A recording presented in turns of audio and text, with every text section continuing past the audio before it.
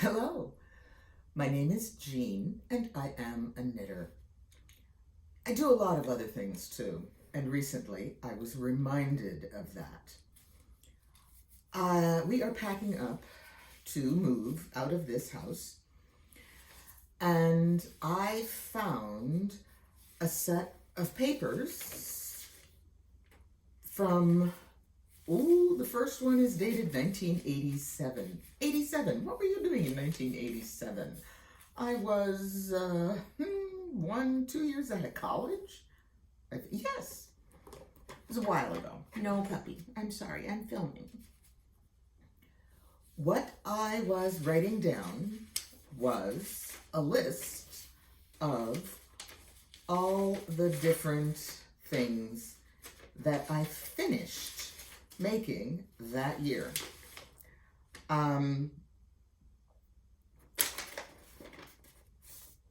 It's just on a legal pad, and month by month I finished tickety, tickety, tickety, tickety, tickety, tickety, tickety. Yay! And then I went on to 1988 and 1989 and on and 91, and I stopped in 1997. Bad girl. You really should have kept up. It was, 1, extremely motivating, 2, a wonderful personal history, and 3, it keeps you thinking on the happy side, stay on the happy side, always on the happy side. But I realized that even though I'm no longer writing it down, and yes, I will get back to writing it down because there's enough going on in my life that I need to keep track. Again, I realized nowhere in this many years long pile of lists do I have a list of things I ought to be doing, I should be doing. There's no shoulds. There's no to-dos. There's no next. There's no to do. I gotta do this. I gotta do that. There's only, yippee, look what I did. I track my ta-daas, and it keeps me thinking the glass is full. It's not half full. Why do I care? It's full enough. Therefore, the glass is full. And it's an interesting way of thinking of things, but I really, really, really, really like it. I'm loving looking back on all of this. Some of the things I have written down are gifts for people that I completed, and they have long since gone flying out of my hands. I don't know where they are. I don't know if they're even still in use. Some of them are, I know, because I got photographic evidence. Thank you, Spence. But most of them, you give a gift and you wave goodbye. It has no strings. It is a gift. My philosophy is, if you get it right, it's a gift. If you get it wrong, it's a burden. A friend of mine received, she did a lot of belly dancing, and she received a samovar that she could use to make coffee in the traditional manner, so that when she was having some sort of a sit on the floor and drink coffee and eat esoteric nibbles, she could make coffee. But the giver didn't recognize or didn't care that it was $2.20 and not $1.10. she did not have the electrical knowledge nor the ability to pay for an electrician to convert it to 110. It wasn't a gift to her. It became a burden. I make sure that when I am giving a gift of something warm and fuzzy, that I have chosen a fiber that the recipient can clean easily.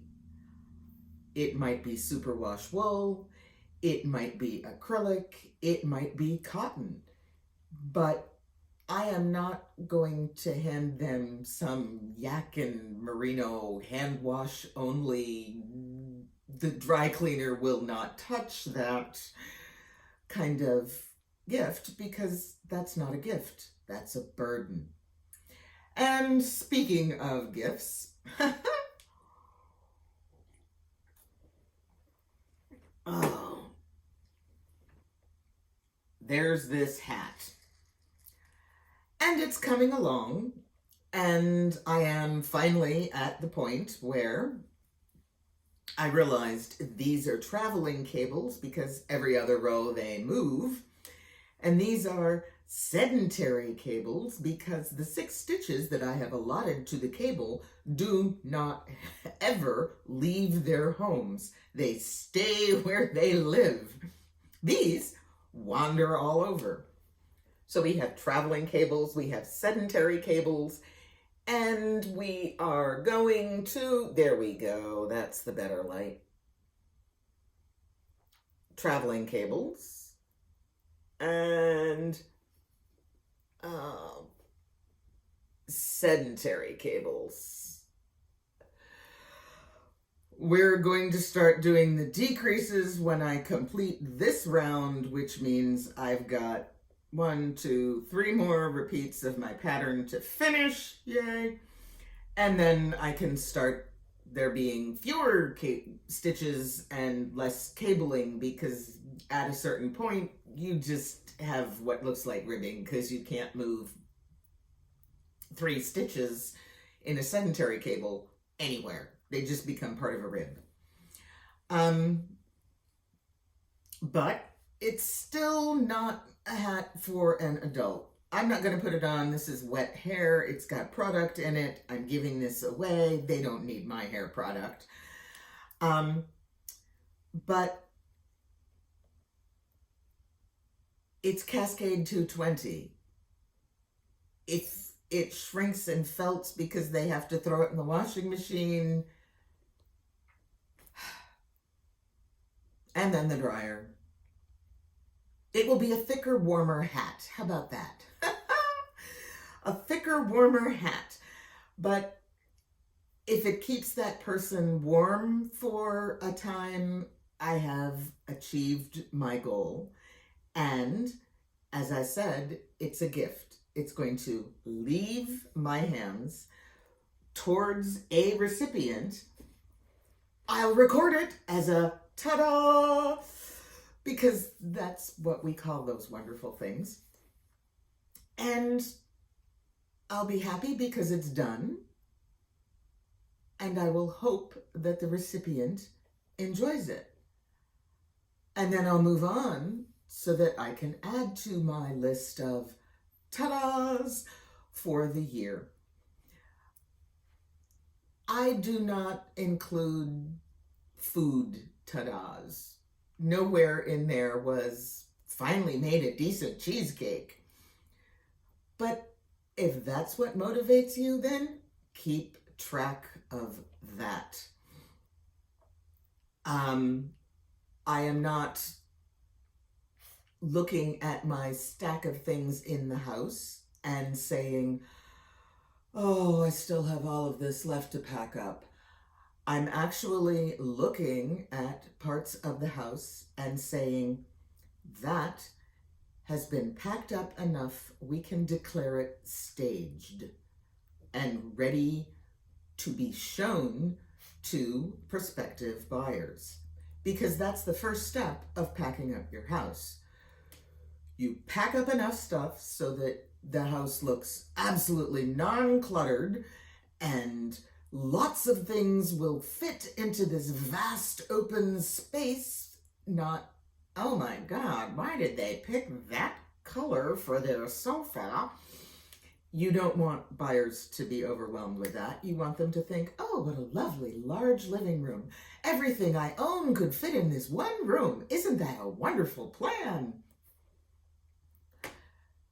And so you have to get all your stuff out and out of the way. And that means I have to box it up and get it into some kind of storage so that what is remaining can be artfully and elegantly displayed for the prospective buyers.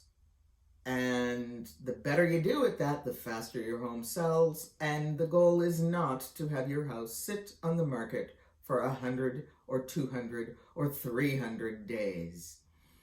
The goal is to have your house on the market for no more than 60 to 120 at the worst. And right now, I have been told it's a seller's market, which means there are lots of buyers out there looking for lots of houses, and if we price it right, it will sell quickly. And that's all we can do. Do I really want to move? Well, nobody wants all the work of moving. If I had a magical wand I could wave to have everything packed up for me, I wouldn't mind moving a bit. I would be eager and excited to move. But packing up everything you own and getting rid of stuff you didn't realize you owned? I'm looking at you, 5 boxes of paperwork in the garage. It is what it is. But I'm not worried too much because I am still able to feed my positive soul by completing things that are fun enough to work on, and I can list them as a ta-daa. And that, my friends, that's a win. So I've got wins in mind. You go out, keep knitting, make your own wins. You can do it.